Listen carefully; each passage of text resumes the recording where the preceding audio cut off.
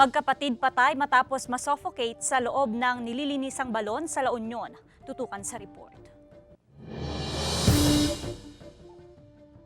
Nasawi ang magkapatid na Federico Espiloy, 48 anyos at Freddy Espiloy, 42 anyos matapos masuffocate sa loob ng nililinisang balon sa barangay Liscab, Bacnotan, La Union. Una na pumasok yung si Freddy Espiloy, yung nakakabatang kapatid. Nahirapan na huminga. Dali-dali itong si Kuya, si Federico, na bumaba.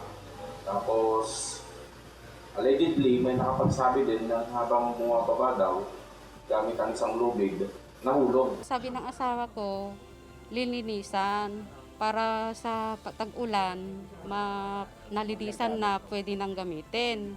Sabi niya, kaya nagpursige siyang linisan nila. Nagboluntaryo naman yung kapatid niya na siya na ang bababa. Pahirapan ang pag-ahon sa bangkay ng magkapatid dahil masikip ang balon. Kinailangan pa ng oxygen para makapasok.